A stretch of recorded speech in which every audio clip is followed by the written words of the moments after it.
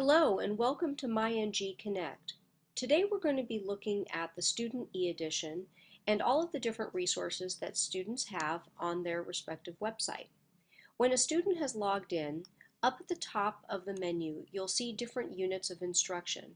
Here a student can simply go to the unit that they're working on, click on it, and it will pull up the exact same pages that a student sees when they are in class. One of the great features of being in the Student e-edition is that there is audio available and video available right on the page. So for example, here at the top, I'm going to click on the unit opener for Unit 2.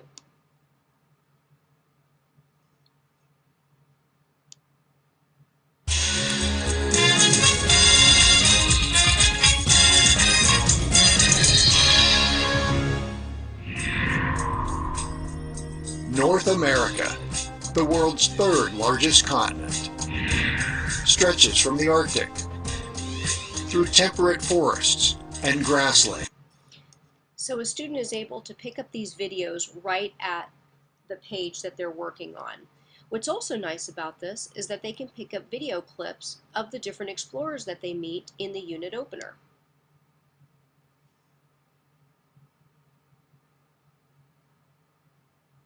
I'm Beth Shapiro, and I'm an evolutionary biologist. So one of the dangers of working in the Arctic is that there may be grizzly bears that come to your campsite. And this is really only if you're down low enough where there are trees. But sometimes in Alaska, we work in sites where... So that is right on the page, and you'll notice it by it being in a little blue circle, and it denotes whether it's an audio piece or it's a video piece. The students are also able to enlarge the text anytime they need to. So down here at the bottom, they're able to accentuate or decrease the size of a text as needed. As they flip through the pages, you'll notice that the exact same print and the information is the same as it would be in the printed version of the textbook. The only difference is that up at the top, students have the ability to modify text and to highlight portions of the text. So for example, if I needed to remember as a student to take this vocabulary home and put it in my vocabulary notebook, I can highlight this and I will remember it as I go into my homework later on that evening. I can also, like I said, modify versions of the text. So here I am in the printed version, and I go up here to the modified text, and it allows me by paragraph to see a more simplistic version of this particular paragraph. When I click on the lozenge, it modifies it for me immediately. What's great about this is that it is by paragraph, so if I understand the next paragraph, I don't have to modify it, and so on and so on.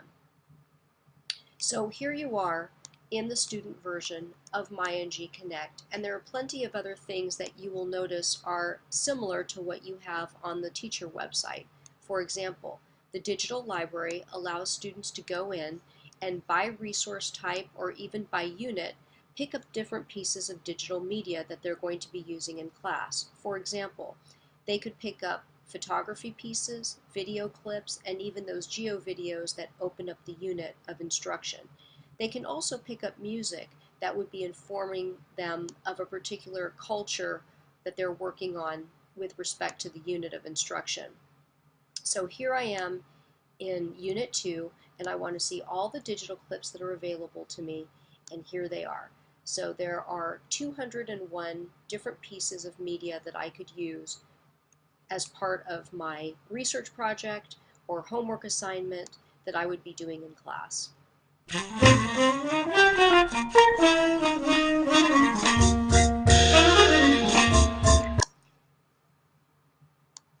What's nice about this is that students can take the music clips and embed them into PowerPoint videos, or PowerPoint presentations, or Prezis, or any other type of assignment that you've made for them.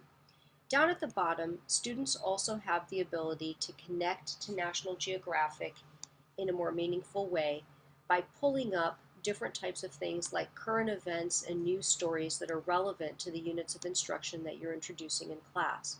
So for example here, students can go in and they can see different pieces of video clips and news stories that they can use to accentuate a particular point that they're trying to make or a different research piece that they're working on for you. Down at the bottom is also the ability to go into a global community and sign on as a pen pal with other members from around the world called ePals. There are also research links down here where students can go and by unit of instruction they can go in and pick up different facts and pieces of information that they can embed again into research projects or end of unit projects for you. So for example here, if students wanted to pick up a news story about a mystery surrounding the Rockies, they would go into this piece and then they could use it again in the PowerPoint presentation or Prezi that they're working on for you.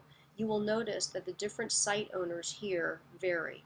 It could be a government-run service, it could be a national service like the MLB, and even television and media sources like PBS. All of these sources have been fact-checked so that they go back to the unit of instruction that students are working on. The interactive map tool works exactly the same way as it did on the teacher site in the sense that students can pick up themes and different systems to explore in greater detail. All they would do is click on the research bar up at the top under region and pick the region that they're working on, and then they can go into the different themes and pick up the different data layers that they want to work on, whether it be earthquakes, forces of nature, human systems like population density, and so on. After they've collected the different themes, they can go into the drawing tools and use different types of tools like straight line tools or freeform tools to accentuate different areas of the map. And then finally, they have a third option of using drag and drop markers that display different types of human systems as well as physical systems like air transportation, agricultural systems, park services, and things like that. After they've done all this, down at the bottom of the interactive map tool, it allows them to download their map and save it and reopen different other maps that they have saved in the past. This is a great tool for both teachers and students because you don't have to constantly create the same map since it will save all of your maps in a file. And then finally, students can pick up their respective homework assignments under their My Assignments bar. Here, the student has been assigned a particular assignment and it tells them what links they're going to use. Those links are hyperlinked, so when they pick up the assignment and they've read what's expected of them, they would click on the lesson and it would immediately take them to the lesson that they're working on in class so that they can use it as part of their approach in completing the assignment. Once it's been completed, it will tell you on the teacher site that that particular assignment has been completed. So that in a nutshell is how MyNG Connect for students works. Thank you very much.